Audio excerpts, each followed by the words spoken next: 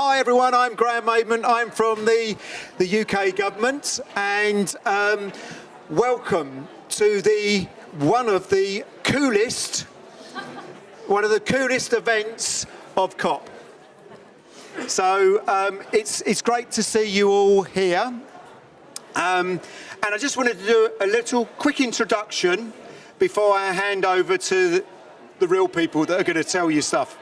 So 2023 was the warmest year on observational record. And that coincided with the launch of the Global Cooling Pledge, which was really important for us in the cooling space. The Cooling Pledge was signed at COP29, and we're going to hear a little bit about it with the aim of, with a focus on sustainable and accessible cooling. The UK was very central to the pledge, and we are very active domestically on cooling and also internationally in the cooling space. And the event today is a bit of a celebration of the activity in that space. We brought together a number of colleagues from different organisations across government and internationally to talk about what we're doing domestically and what we're doing internationally on sustainable and accessible cooling. So we've got effectively 4 parts to today. We've got some opening remarks from Minister McCarthy and from the Cool Coalition, Lily Riahi. We then have a quick panel on activities that are taking place in the UK, so a panel on activities internationally, and then some closing remarks. And then we have a celebration in here. It's a drinks reception, so we can toast cooling. Okay, clear? Okay, so I'm going to kick off by handing over to Minister McCarthy, who's going to, I should have shown that slide already, who's going to give us an introduction to cooling. So please, Minister.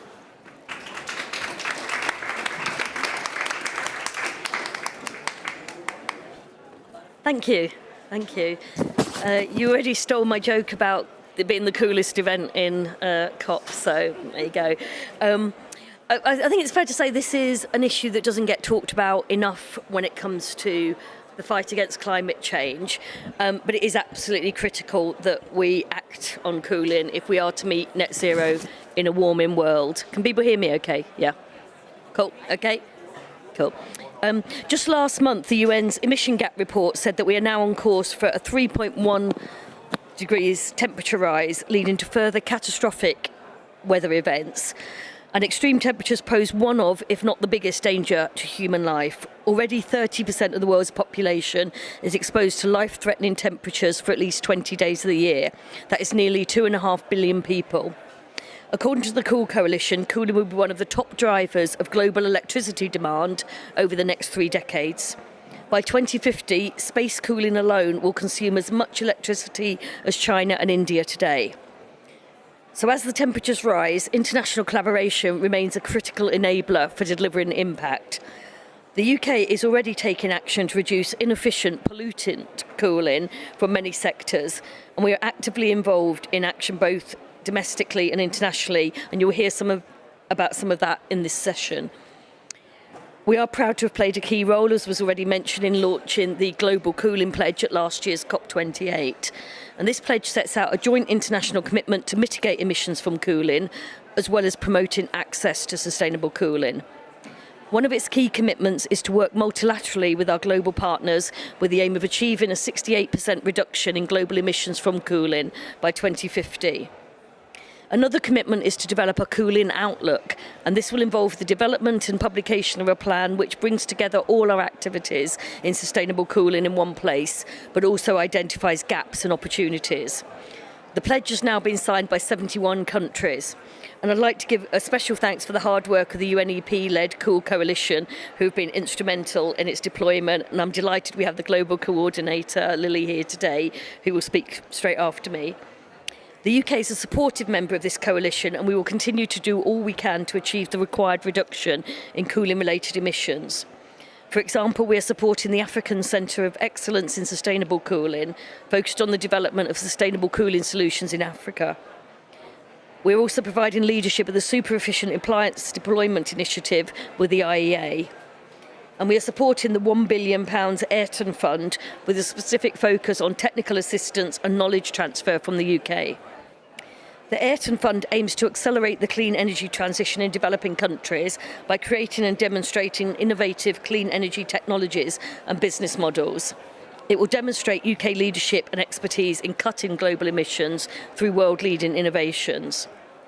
And finally, domestically, the northern city of Manchester is displaying leadership thanks to its Mayor Andy Burnham raising standards for passive cooling in the many thousands of buildings in the Greater Manchester area. As temperatures rise, we have a duty to keep our communities safe and comfortable. Cooling is part of a broader system and is critical to the homes and cities in which we live and the energy systems and industries we rely upon. And I think the heat wave we saw in the UK in 2022 very much demonstrated the need for preemptive action before temperatures rise again. We know that unilateral action will be insufficient to deliver the energy transition and achieve the scale needed to make a real difference. And to meet our goals, we must harness the full power of collective action. We're looking forward to working across sectors through existing efforts underway on the power breakthrough, which we co-lead with Morocco, who are also spearheading work under the Buildings Breakthrough in partnership with France. In a warming world, we must continue to strive for a clean solution to cooling and safeguard the lives of billions of people for the better. You will hear about some of the exciting initiatives and activities that the UK leads on in this session to follow. I hope you find it of interest. Thank you very much for attending.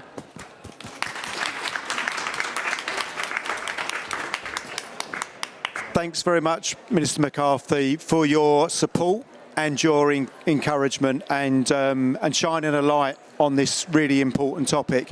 And we're going to now hear from Lily. Lily's been mentioned already. Lily is the global coordinator of the Cool Coalition. And I got to know Lily about 4 or 5 years ago when she formed the Cool Coalition. Lots of people, lots of organisations have been working in the sustainability cooling space for a number of years. But they all describe sustainability and cooling slightly differently, and they struggle to work together. But what Lily has done is she's pulled everyone together. She's created this sort of strategy where people work together and give a clear voice. And I'd like to hand over to Lily and to tell us what she's been doing with the Coal Coalition. So over to you, Lily. Thank you.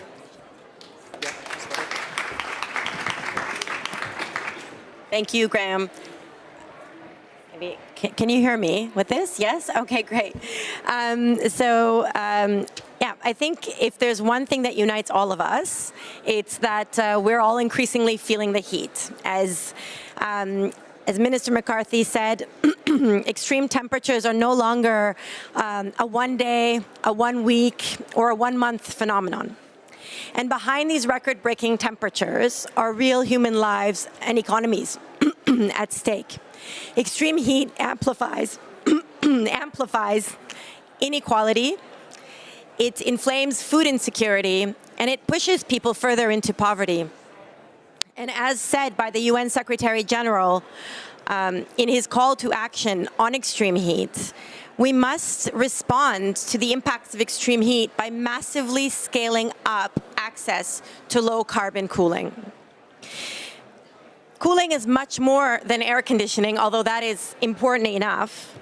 It is also about keeping food fresh, our vaccines stable, and our economies productive. And as the Honourable Minister just mentioned, the demand is growing fast. Indeed, it is the second largest driver of electricity demand after industry. And today, it already consumes 20% of electricity globally. 20% is for cooling. Without strong policy action, the demand for cooling equipment will grow threefold. That will strain our electricity grids and double our emissions by 2050, up to 10% of projected emissions that year. So this makes cooling an energy and a climate issue, It makes it a growing energy and climate issue, and it makes it a just transition issue. Not only are the poorest and the most vulnerable exposed to the climate impacts, but they are the least likely to have access either to the means to pay for the higher electricity bills that come from inefficient cooling, or to even access cooling as the world warms. Luckily, solutions exist.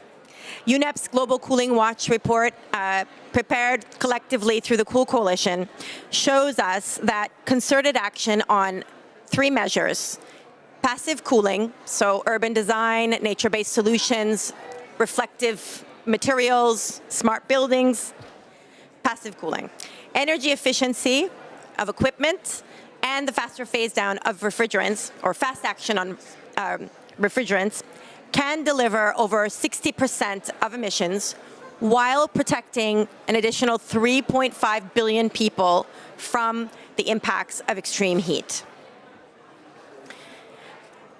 That also means saving on consumer electricity bills by $1 trillion and enhancing grid stability by 2050. These actions are what we can, and these benefits are what we can deliver through the Global Cooling Pledge. And that's why UNEP and its Cool Coalition was very pleased to have worked with early supporters like the UK to support the COP29 presidency launch the landmark Global Cooling Pledge.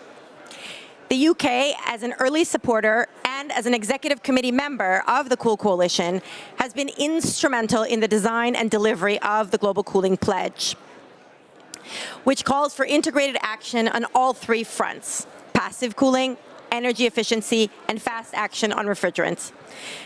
And the UK, as we heard from Minister McCarthy, is indeed walking the talk in implementing domestically, such as from nature-based solutions to tackle extreme heat all the way to the National Cooling Outlook, as well as internationally, as we heard, through support to the African Center on Sustainable Cooling and Cold Chain, indeed the Arten Fund, which is providing technical assistance to countries who have signed the pledge to actually be able to implement those commitments.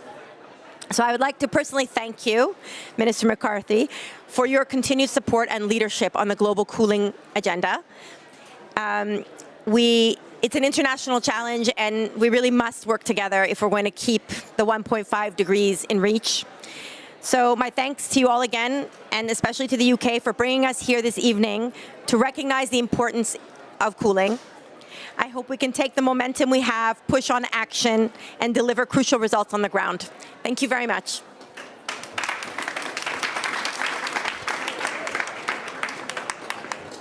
Thanks very much, Lily. That was tremendous. And now we're going to do a family photo, okay? And normally, it's often the family photo is just the panelists, but today we're going to do it differently. Anyone that's got any interest in cooling, please come to the stage and take part in the family photo. And by interest, okay, I mean, even if you've got a fridge at home, yeah, that counts, okay? Please come to the front and let's have a family photo of everyone involved in cooling, please.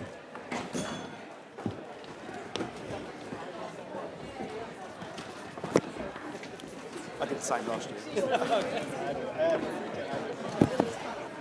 And don't be shy. Yeah, that's it. Come on, don't be shy. It's really inspiring. Yeah. Yeah, I'll go to the back. Well, no, you need to be in the. No, that's fine. I can be there. Amir, let's budge up a bit.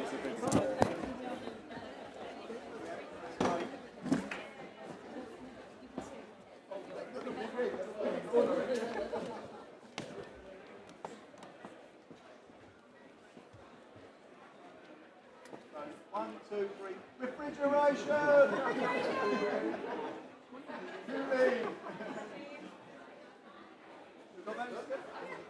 That's great. Thanks very much. Thanks very much, everyone. That's great.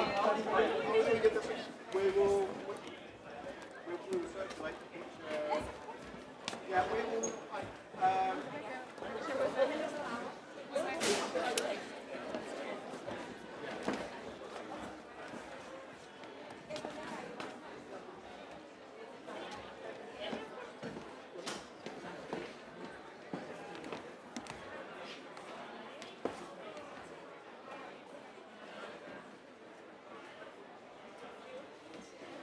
That's great.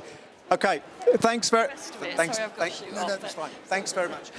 Okay, so we've got there's an email address at the end, okay, that you'll be able to email if you want a copy of the picture. Okay, so at the end there, then. Just to keep you involved. Okay, so now what we're going to do is hear about some of the amazing stories that are going on, and specifically, I'm going to introduce my colleague Mel, who works with me. Hi everybody, I'm a technical advisor at DESNES and I work on making sure that our policies are underpinned by evidence. And I'm accompanied here by three amazing panelists who each represent the three actions Lily were talking about.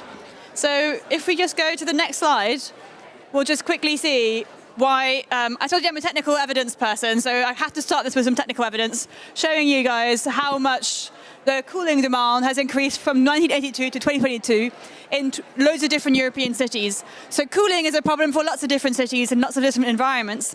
We're going to talk here about why cooling and what is important in the UK and what people are doing about it. So I'll give you a chance here to say what you do and why cooling is important to you. So, can you hear me? Yes? So my name is Anastasia Milona. I'm the technical director of the Chartered Institution of Building Service Engineers, or CIPSE, in the UK. So our members are the ones that design, install, operate cooling, heating, ventilation systems. So it is our members, and as an organization, it's our responsibility to make sure that what we design is efficient, sustainable, and resilient for the future. So at the moment, the building industry is very much focusing on decarbonization of heat and decarbonization in general of buildings. But what we also need to remember, and what the minister already highlighted, and Lily, the fact that the climate is changing and we are committed to that change until at least the middle of the century. What that means is that the dynamic between the heating and the cooling demand is going to change. So now we have heating that is quite high. In the future, we are going to have cooling. So we need to be prepared, and we need to be now ready to design for that future. Thanks, Anastasia. Xinfang, you want to tell us who you are and why cooling is important to you? Yeah, thank you very much. Hi, everyone. I'm Xinfang Wang. I'm Associate Professor at Birmingham Energy Institute in the University of Birmingham. I lead several projects on both food and pharmaceutical cold chain for climate change mitigation and adaptation. Cooling is very important to me because it is a global challenge and it is so relevant to our everyday life. So take refrigerated transport as an example. It's essential to deliver our food and medicines from manufacturer to our plate and also to the patients. However, it's not only about chilled and frozen temperature. Actually, all medicines in ambient temperature, they need to be temperature controlled to between 8 and 25 degrees C as well. The cold chain face both challenges of climate mitigation and adaptation. So from the mitigation perspective, refrigerated transport has emissions from refrigerant leakage, but also the fuel for power the refrigeration unit and also the energy for running the vehicles. So it needs to go to zero carbon refrigerant and also zero carbon energy. And from adaptation aspect, so in the UK, traditionally the refrigeration system is set to be operate under a maximum 32 degrees C ambient temperature, because that's the temperature we normally had historically in the UK. However, since the more recent heat waves, we are facing more challenges. For example, the heat wave 2 years ago, lots of the supermarkets had to empty their fridge freezer because of the failed refrigeration system. So with the more longer duration, more frequent and higher extreme temperature in the future, we have like urgent and important problem to solve. Yeah, thanks. So we've got cooling in homes and cooling in supermarkets and the cold chain. Jane, why is cooling important to you? Well, thank you. Well, cooling is important to the IEA as efficient cooling is such an important part of our overall decarbonization pathway. I think, as Lily said, it's 40% of electricity demand, and I think it's almost hard to really take that in, what that means, but we all who are here know that it's something that we really need to be focused on globally. Now, for me, at the IEA, I actually lead our people-centered team, so it's a little bit of a different perspective on this issue. And I want to echo some of what Lily also brought up, because for me and my team, efficient cooling is really important to people's lives, their livelihoods, their health, and their well-being. And as we think about these clean energy transitions, ensuring that we are really focused on efficient cooling and that we're not saying, as a global community, some people shouldn't have access to air conditioning, some people shouldn't have access to cooling because of the emissions. What we need to be thinking about is some countries need to be, growing very efficiently, and others need to be really decreasing their use. But we want to make sure that everybody has access to efficient cooling. Thanks. Yeah, so we need more cooling and it's getting hotter, but it's not all doom and gloom, and it can't be when we all get on stage for a family photo. There's also good news, isn't there? What are we doing at CIBSE? So we have been working really closely with policy to launch the Part O. So that is a new part of the building regulations that is looking at how new buildings, new homes, can be mitigating the risk of overheating. So why I'm mentioning this is because it's introducing a very fundamental concept for the industry, which is a risk-based assessment.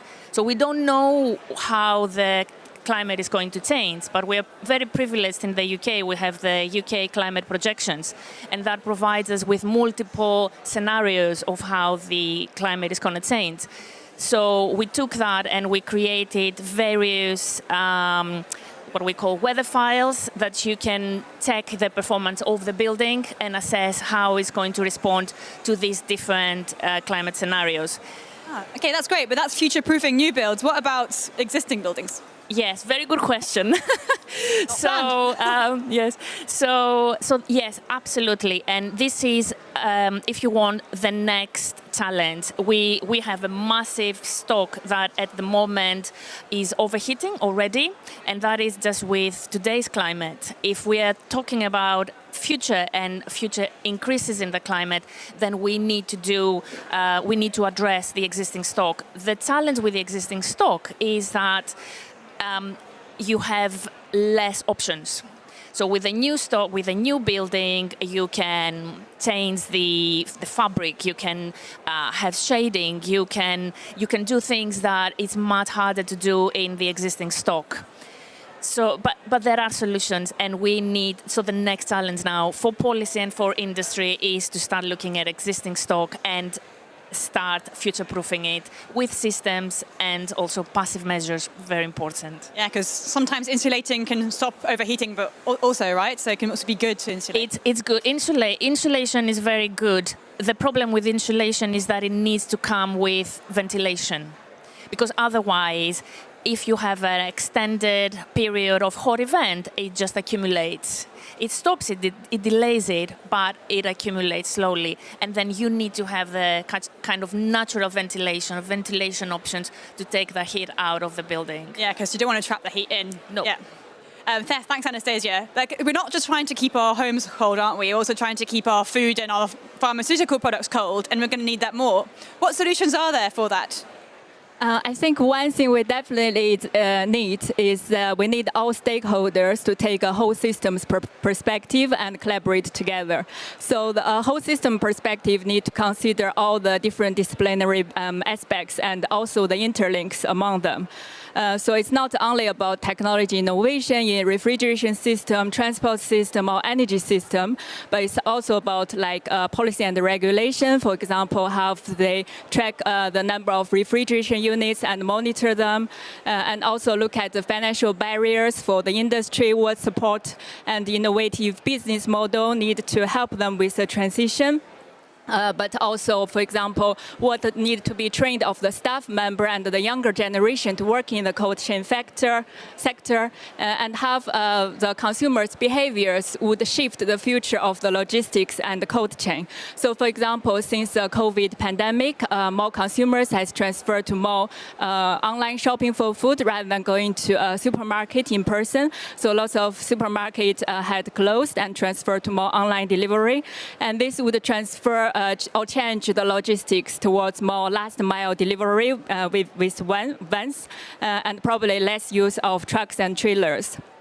And this has both advantages and challenges. It could be easier to decarbonize because vans might be easier to decarbonize and electrified, while trucks and trailers are harder. But also, in the UK, we are lack of regulations in terms of converting vans into refrigerated vans in terms of the refrigeration units that used in them.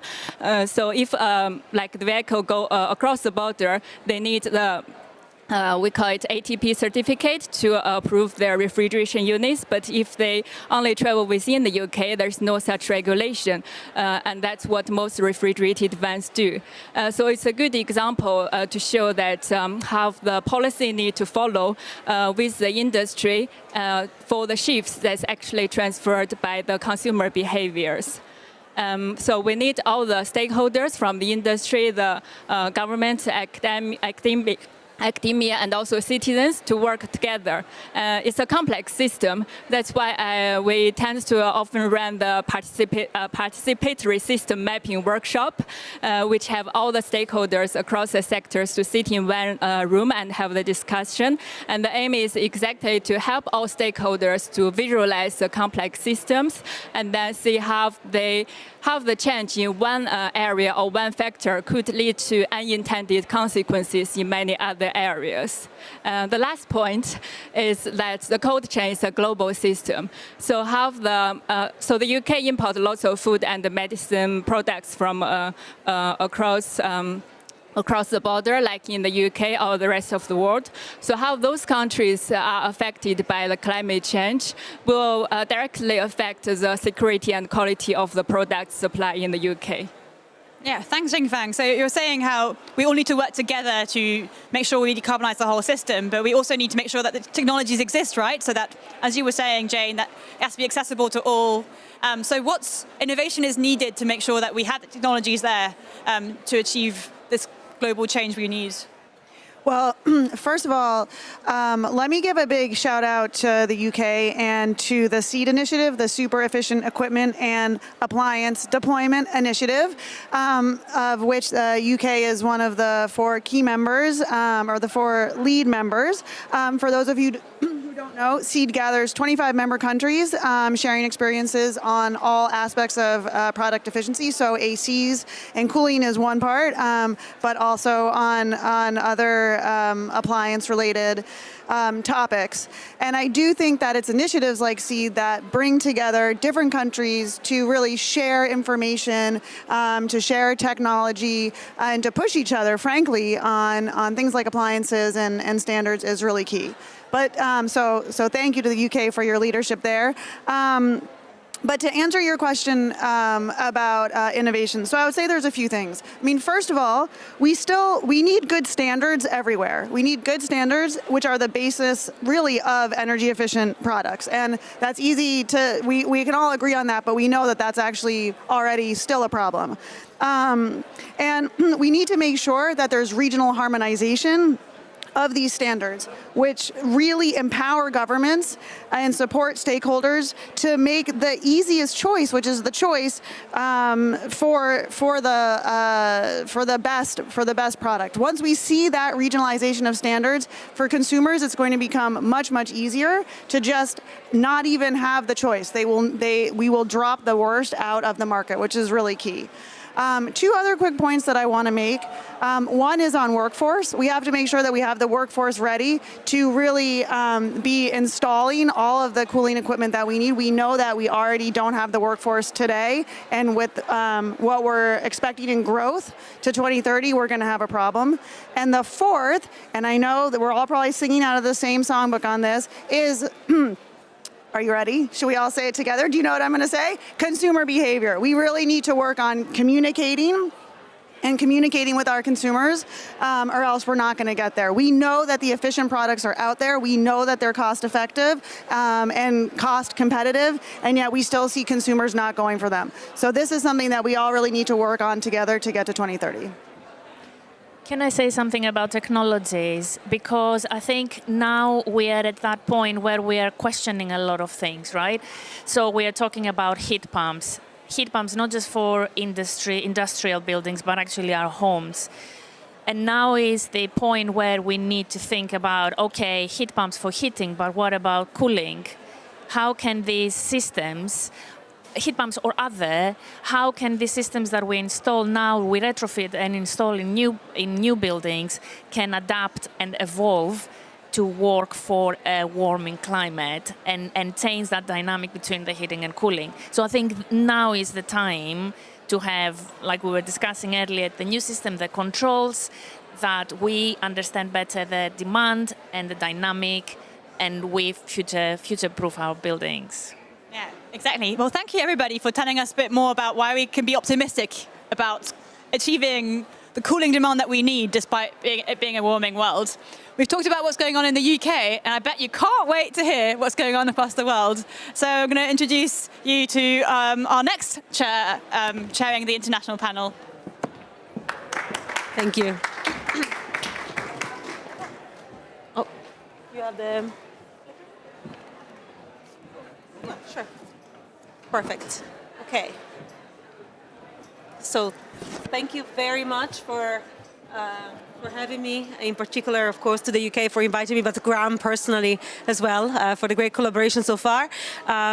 So we just learned a little bit about the national context, and now we want to understand a little bit, zoom out at the global level and discuss how leading international action is being taken to really cope with the extreme heat challenges that we have towards 2050.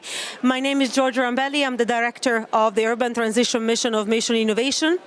And our mission is specifically, oh yes, it was already there. Thank you. Our mission is specifically working to mobilize policymakers across different levels and to bring together a cohort of right now 100 ambitious cities from 43 countries, including Greater Manchester, by the way, to really deploy pathways that can help transition communities to net zero, resilient and inclusive future. So our cities are feeling the heat. We talked about people feeling the heat, but our cities are also feeling the heat. We expect that the world could warm up about 4.4 degrees in the next few decades, and we have a growing urban population that will be feeling the damages that this increase in temperature will bring. We have already heard both from the minister, but also from Lily, how there will be an escalating demand for electricity that will damage the stability of our grids, and new solutions need to be found both for the urban system but also for communities that are rural and that are outside of the, let's say, main infrastructures, looking into natural-based solutions, looking into different ways also to understand urban planning to facilitate solutions for cooling our world.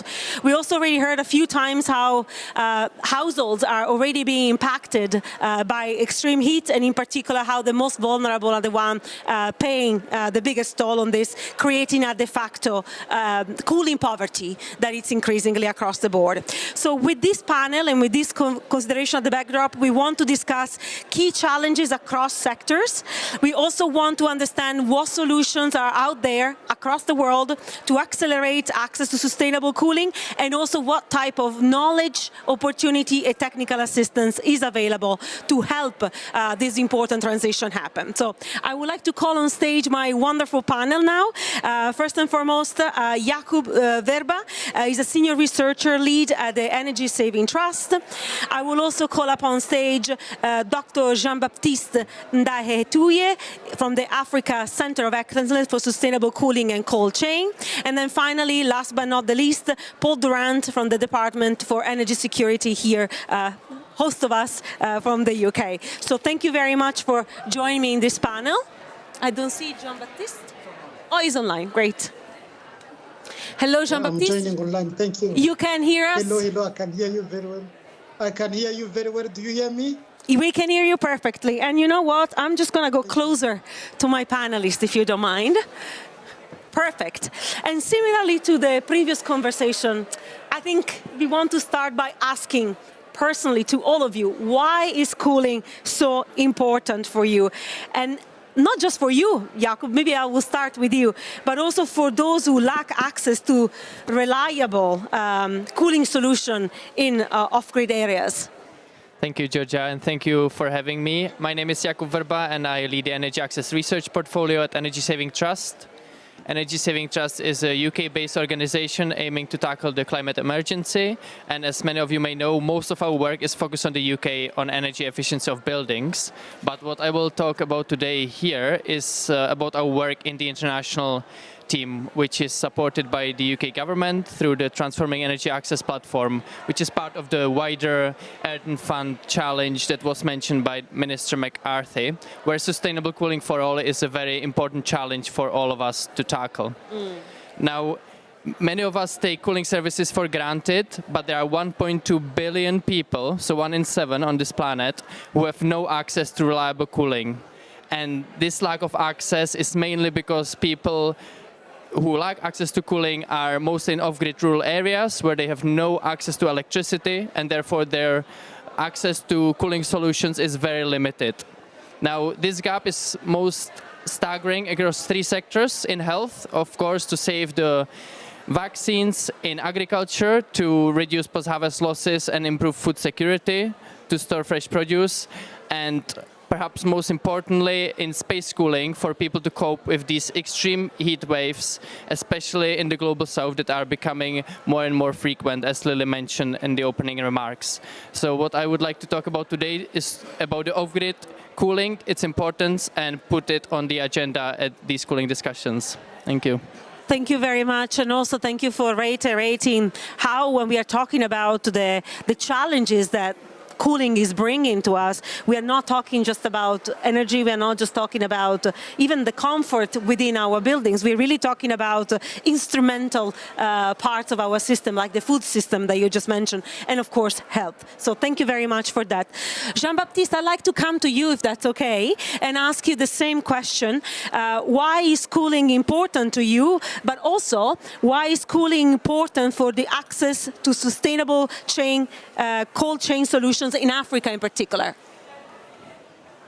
Thank you so much. I'm Jean-Baptiste and I lead research at the Africa Center of Excellence for Sustainable Cooling and Cold Chain, an innovative UK-supported vehicle to really accelerate uptake and adoption of sustainable, resilient, inclusive, climate-friendly cooling and cold chain in Rwanda and in Africa. Cooling is so important in Rwanda and Africa, especially to reduce food loss and where majority of population live on agriculture, 70%, and they are small scale. We are talking about less than 2 hectares of land. If the food they produce is even lost, that is present even more challenge for hunger and for economically empowering farmers through generating income from the food they produce through export and so on and so forth. And the impacts are more accentuated because youth is involved in agriculture, women are involved, so we have to deploy cooling and cold chain so that we mitigate the impact the lack of cooling have on this large section of population. So by deploying cooling in an innovative manner, Africa Center of Excellence for Sustainable Cooling and Cold Chain is able to really build the capacity, transfer the knowledge in an innovative manner that I will expand on. Thank you. Thank you so much, Jean-Baptiste, for this and for connecting cooling to yet another dimension, the one around our services and productivity, speaking about agriculture, but also for highlighting one other social dimension, the connection with jobs and in particular the future of our youth and the way that they are leaving the world that is rapidly warming up. Paul, I'm going to you. you probably have guessed it. Same question. Why is cooling important to you? Is this working? No, it's not. Yes, it is working. Okay, can't quite hear. Thank you. Wow, why is cooling important to me? Well, firstly, I'm Paul Durrant. I have twin roles in the UK's Department of Energy Security and Net Zero. On one hand, I'm head of climate innovation. We use international climate finance to support innovation in developing countries and emerging economies. The second is I'm joint head of the Breakthrough Agenda Secretariat, which is a global framework that tries to strengthen international collaboration in key sectors of the economy. I'm fortunate because I have twin passions. One is fostering innovation, the other is building partnerships, but that's also my job as well. And this is all on some of the key challenges around the energy transition, and cooling is one of the most important but often most crucially overlooked elements of that. So you've heard a few facts and stats from various people. I don't want to sort of repeat too many, but the team provided me with some numbers, and I was quite struck by some of them. And 3.5 billion people live in climates defined as hot, the majority of those in developing countries. Another stat that quite shocked me, 12% of total food production is lost due to lack of cold chains. That's enough to feed more than 1 billion people. And I could go on. I've got more stats here, but I won't do it. My point is that this is such a crucial element of the holistic energy transition that we're trying to address. And the other element of this is in terms of the connection between the way in which we tackle that cooling challenge and the wider energy transition. Cooling currently accounts for about a fifth of global electricity demand, and that's expected to double by 2050. And sustainable cooling measures such as passive cooling could save 22 trillion by 2050. So we've got to get this bit of the puzzle right alongside all the rest of it, and that's why it's an important part of our program. Well, thank you very much, Paul, for that. First of all, I have to say, I don't think one can have too many passions. So we are very happy to have you here on stage to discuss about this. But also, thank you very much for underlying this importance of having holistic, integrated approaches to the energy transition. How do we connect with renewables? How do we connect with smart grids? And how do we make sure the cooling feeds into this process and that we can really amplify the potential of sustainable cooling across the board? So I would like now to move on maybe to an outlook towards the future. We know what is happening now, we know the needs that we have, we know the challenges, and we know the innovation that is needed. So looking ahead, maybe Jacob, I will start with you. Looking to 2030, looking to 2050, what is that you think that we need to do, the things that we need to do as a priority? Absolutely. Thank you, Georgia. What I would like to focus on is the latest innovation in 3 sectors that I mentioned before, in health, agriculture, and space cooling, all of it within the context of off-grid areas in the global south. Now, I'm an engineer, so I like to give specific examples to all of you. So starting with the health sector, there is a UK-based company called Churchill who have been supplying their solar-powered vaccine refrigerators to the UN agencies like UNICEF and the World Health Organization for more than 10 years to protect vaccines from spoilage. Their technology is quite basic but very effective. So basically when it's sunny, it creates ice on the top of the fridge, and then when it's cloudy or overnight, the ice slowly melts and keeps the vaccines always at 4 degrees.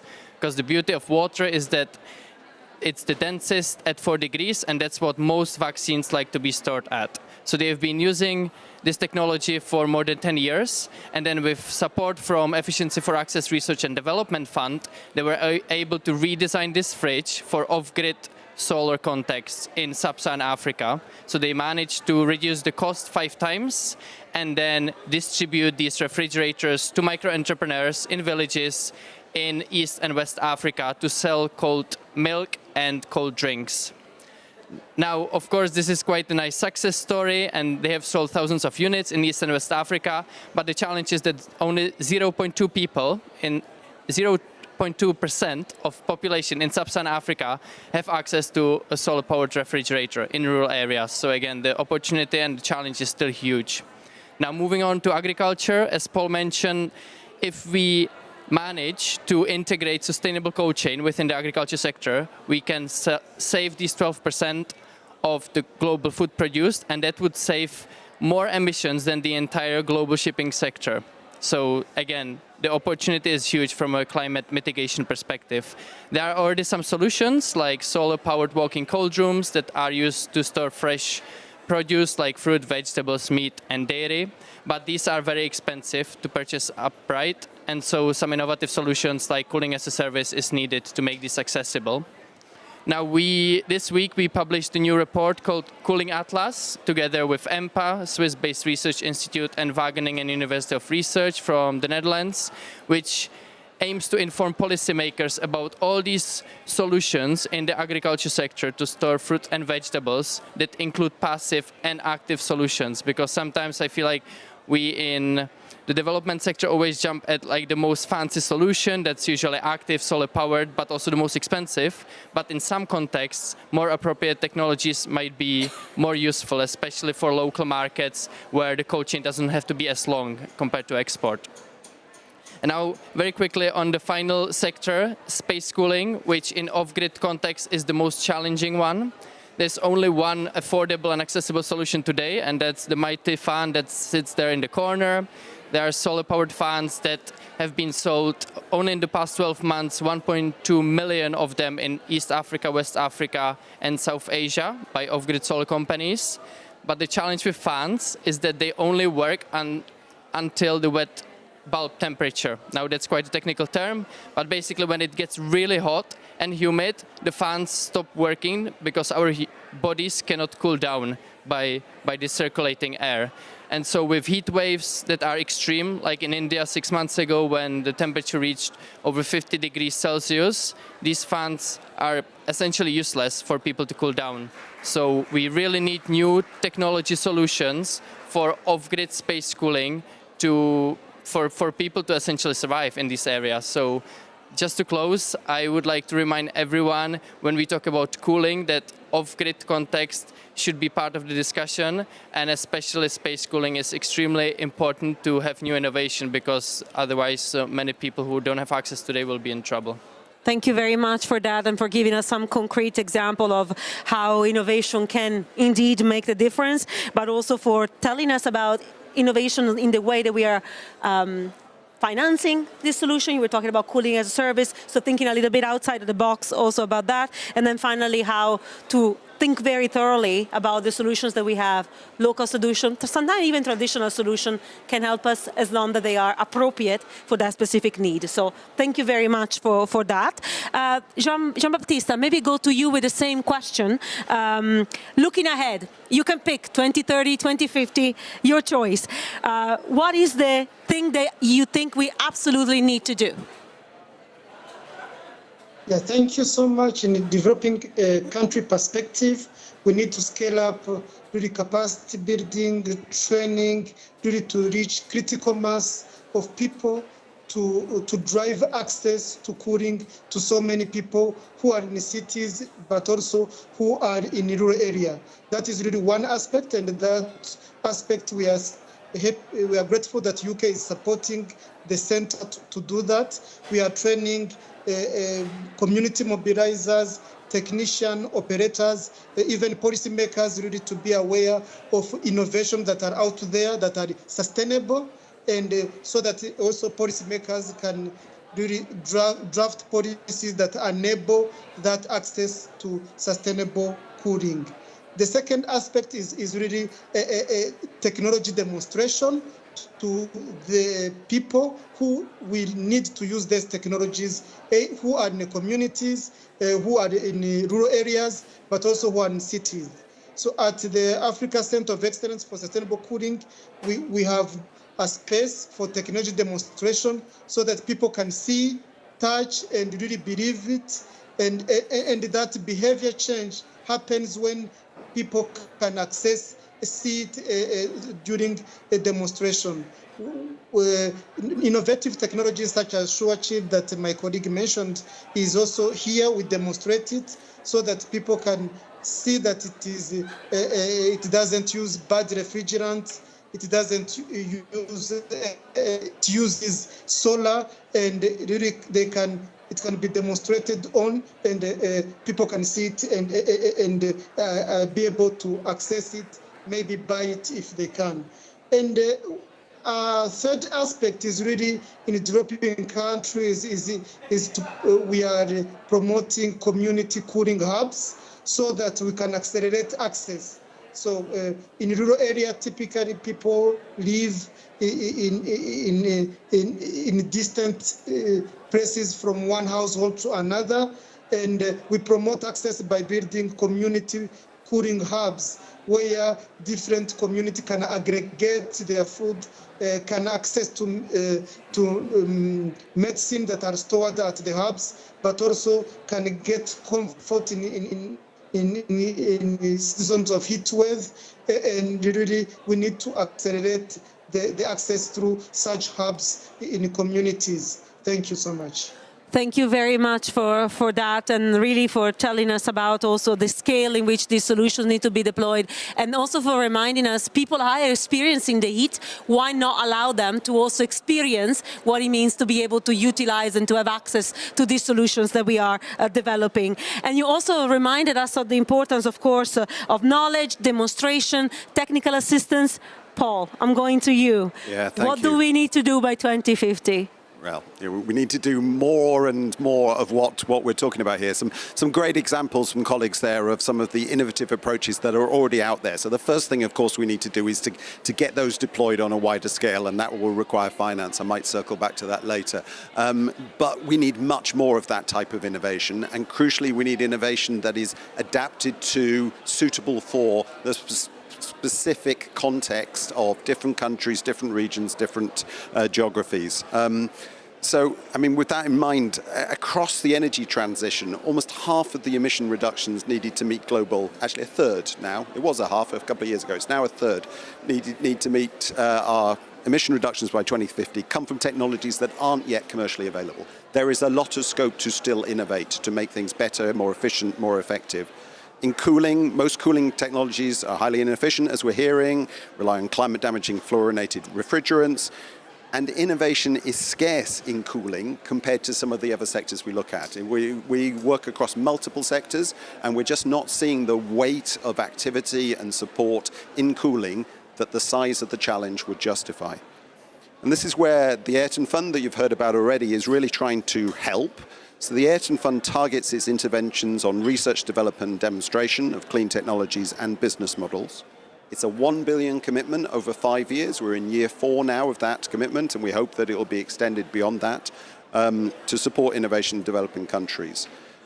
Crucially, our theory of change is that all countries need to innovate to address their solutions. The idea that solutions developed in major economies could diffuse down to other locations around the world, particularly to developing countries, we just don't think will work for 3 reasons. It's not fast enough.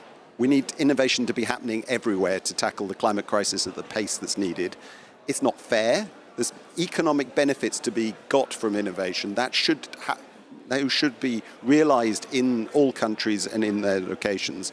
And it's probably not effective, because many of the solutions that will work in the UK, for example, will not work in other different contexts, and vice versa. So that's why we're trying to support and encourage innovation in the context of different countries around the world. On cooling, so far, the Ayrton Fund has invested £30 million in projects that have researched and developed and demonstrated sustainable and affordable cooling. For example, the Low Energy Inclusive Appliances project is improving the efficiency, performance, and the availability of affordable off-grid solutions. The IFC's Tech Emerge program, we've funded 97 pilot projects to date on cooling. Some of them worked, some of them didn't. That's the nature of innovation. But many of them are now going on to secure further financing and are edging towards that high level of deployment.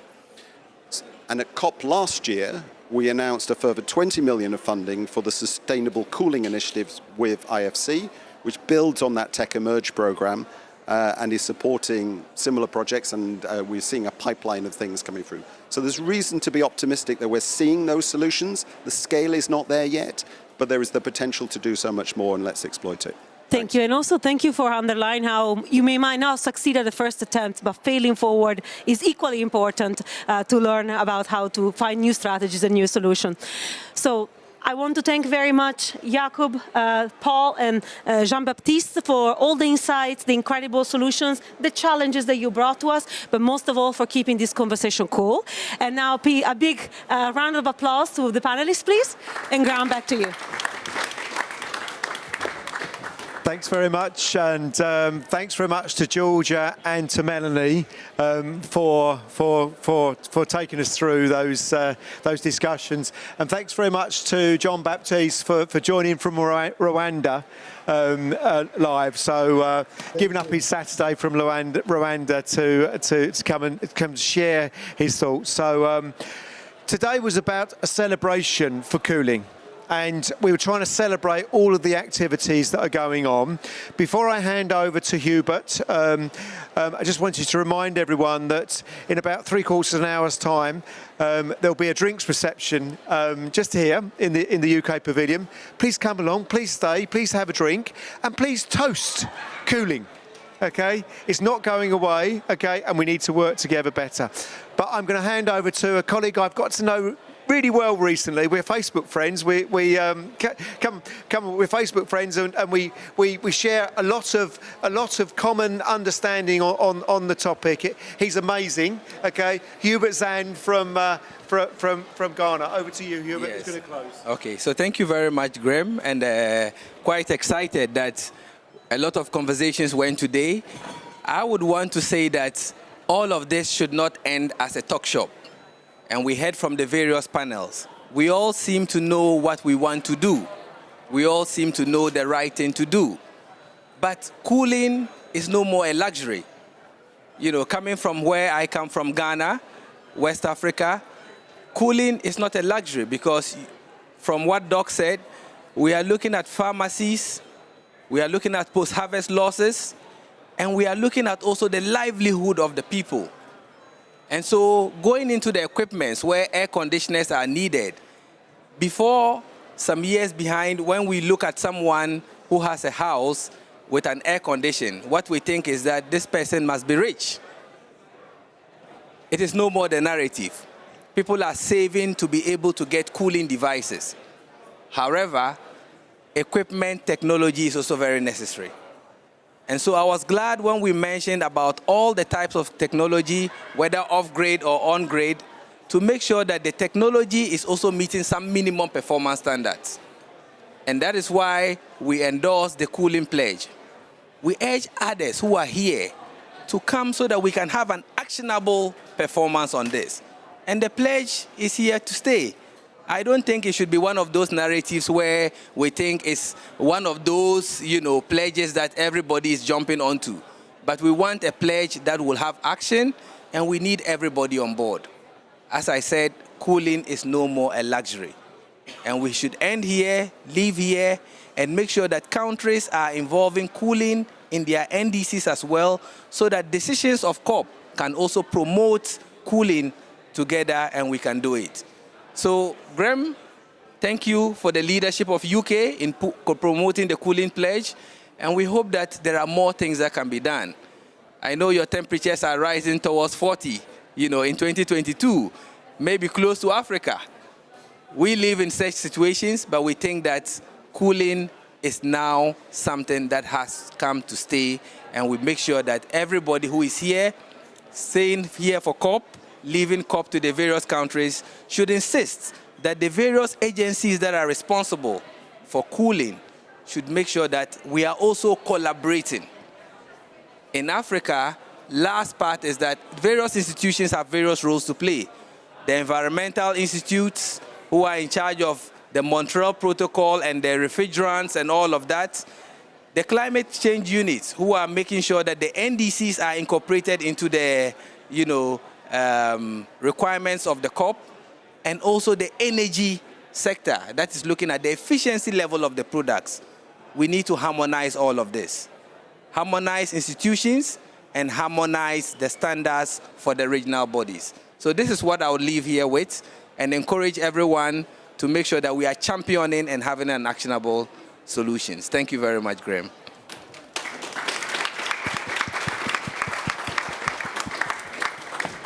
Thanks very much, everyone. If anyone wants the photograph, okay, if you email Mel and I, okay, we'll send you a copy of our family photo. And look forward to seeing you in a little while just outside with a drinks reception. So thanks very much again.